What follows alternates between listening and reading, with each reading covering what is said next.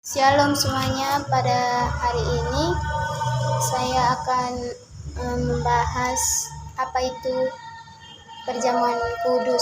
Mungkin tidak asing lagi bagi kita semuanya tentang perjamuan kudus. Mungkin di gereja-gereja kita masing-masing mengadakan perjamuan kudus. Namun sebelumnya kita terlebih dahulu mengetahui apa sih itu perjamuan kudus.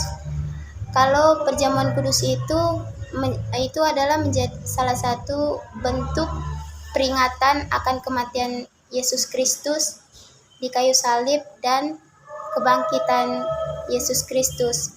Karena itulah umat Kristen akan memakan roti dan anggur. Apa sih lambang roti dan anggur itu? Itu lambang tubuh dan darah Tuhan Yesus Kristus. Biasanya juga pada zaman dahulu perjamuan kudus itu biasa disebut itu perjamuan malam terakhir. Namun karena perkembangan zaman maka gereja-gereja menyebutkan perjamuan malam terakhir itu perjamuan kudus, di mana perjamuan kudus itu adalah makan malam terakhir Yesus bersama murid-muridnya sebelum kematian Tuhan Yesus. Pada umumnya istilah perjamuan kudus itu digunakan oleh gereja Protestan, karismatik, dan masih banyak gereja lainnya. Namun di salah satu sisi perjamuan kudus itu juga biasa disebut ekaristi. Itu misalnya seperti gereja Katolik, gereja Lutheran. Dan kita juga harus mengetahui kapan perjamuan kudus di gereja itu dilaksanakan. Perjamuan kudus itu dilakukan biasanya menurut gereja masing-masing itu ada yang melakukan perjamuan kudus itu setiap hari Minggu untuk seluruh anggota jemaat. Misalnya gereja Katolik, gereja Tiberias, tetapi juga dalam perjamuan kudus itu juga biasanya mereka melakukannya itu di minggu pertama, di hari pertama, tergantung gerejanya. Dan diadakan juga pada saat hari kematian Tuhan Yesus. Dan seberapa pentingkah perjamuan kudus itu di gereja diadakan? Ya, memang perjamuan kudus itu sangat penting diadakan. Untuk apa?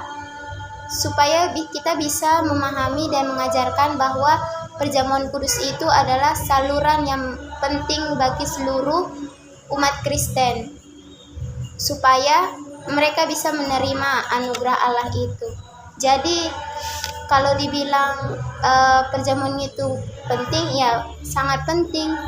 Dengan perjamuan kudus itu, ketika kita memakan roti dan anggur itu, di saat kita melakukan perjamuan kudus itu, kita bisa mengingat akan kembali kematian Yesus Kristus. Nah, dalam perjamuan kudus itu juga siapakah yang boleh melakukan perjamuan kudus itu? Tentunya perjamuan kudus itu biasanya dilakukan umumnya itu, kalau saya lihat itu oleh umat Kristen yang sudah menerima baptisan kudus. Dan siapakah yang sebenarnya yang memerintahkan untuk melakukan perjamuan kudus itu? Perjamuan kudus itu merupakan suatu ibadah Kristen yang penting yang diperintahkan oleh Tuhan Yesus sendiri. Jadi kita bisa lihat di 1 Korintus 11 ayat 24 sampai 25 dan Matius.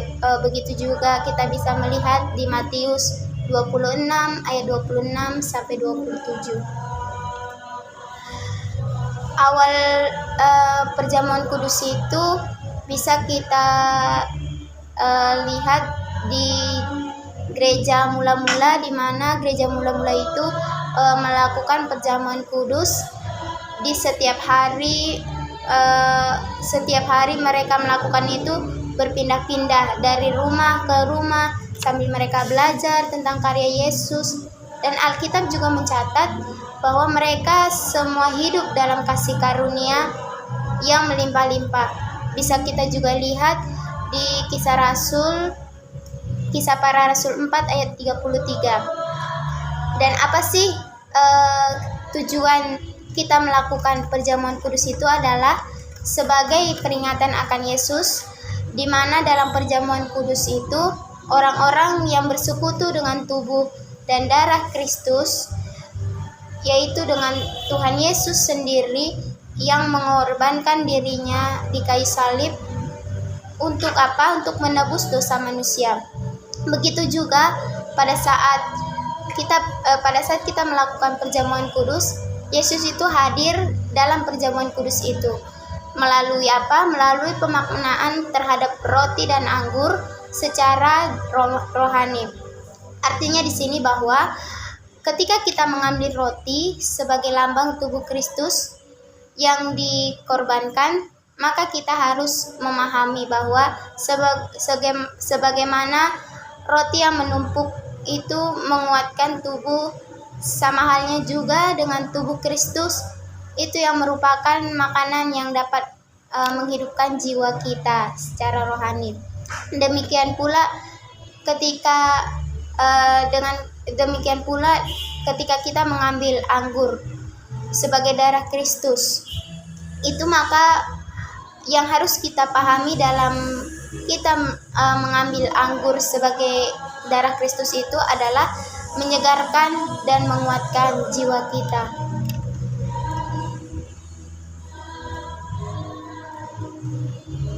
Jadi bisa kita lihat bahwa perjamuan kudus itu merupakan salah satu hal yang penting kita melakukannya. Kita mengingat akan kembali akan Tuhan.